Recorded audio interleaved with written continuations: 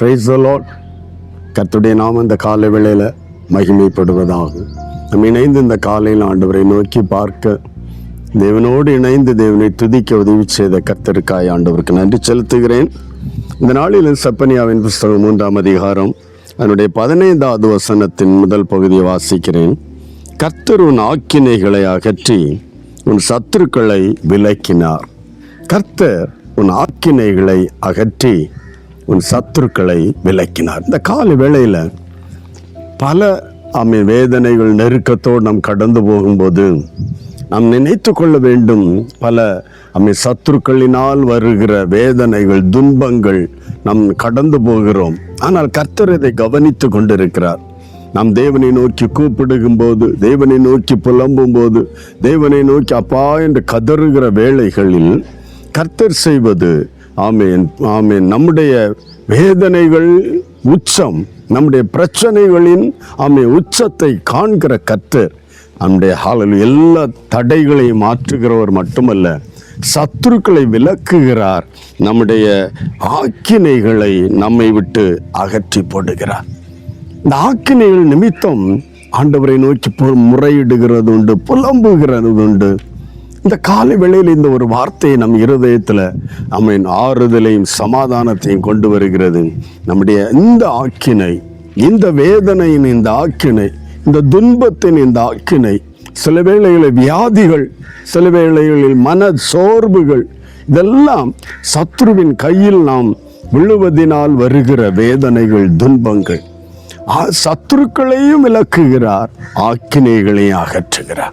ஏனெனில் சத்துருவினால் வருகிற துன்பங்கள், சத்துருவினால் வருகிற போராட்டங்கள், சத்துருவினால் வருகிற பாடுகள், இவைகளை ஒரு தெய்வ பிள்ளையின் ஜெபம் கேட்டு தெய்வ பிள்ளையின் கர்த்தரை நோக்கி கூப்பிடுகிற அந்த சப்தத்திற்கு பதிலாய் ஆக்கினைகளை அகற்றிவிட்டு போகிறவர் மட்டுமல்ல, அதன் காரண கர்த்தாவாகிய சத்துருக்களை நம்மை விட்டு விலக்கி போடுகிறார். அல்லேலூயா.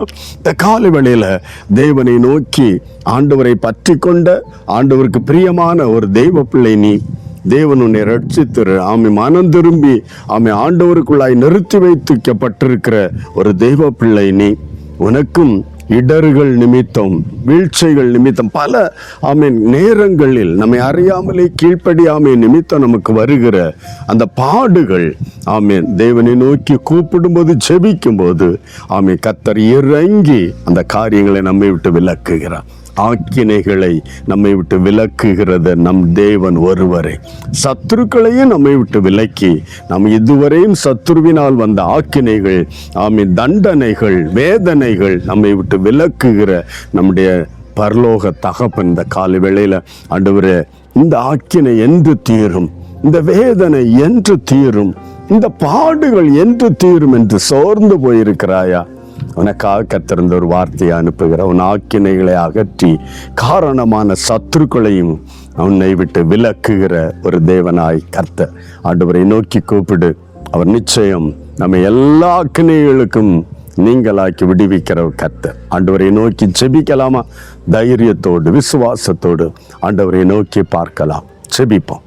அன்பு தகப்பனே, இந்த காலை வேளையில என்னோடு இணைந்து ஜெபிக்கிற எல்லா தெய்வ பிள்ளைகளுக்காக உமக்கு நன்றி செலுத்து. இந்த காலையிலும் அன்பு தெய்வமே, உடைய நாமத்தை உயர்த்த, மகிமைப்படுத்த யார் யார் இந்த காலையிலும் நெருக்கத்தின் மத்தியில், பாடுகள் மத்தியில், வேதனையின் மத்தியில் ஆயத்தப்படுகிறார்களோ, ஒவ்வொருவருடைய ஆக்கினைகளையும் கர்த்தர் அகற்றி, ஆண்டவரே, அவருக்கு காரணமான சத்துருக்களையும் இந்த பிள்ளைகளை விட்டு விலக்கி போடுகிற தேவனாயிருக்கிறீர். இந்த வார்த்தையின் வல்லமைக்காய், இந்த வார்த்தையின் அதிகாரத்திற்காய் உமக்கு நன்றி செலுத்தும் கர்த்தர். அப்படியே செய்து இந்த பிள்ளைகளை ஆசீர்வதிக்க ஒப்பு கொடுக்கிறோம். கிருபை உள்ள கரங்கள் தந்திருக்கிறோம்.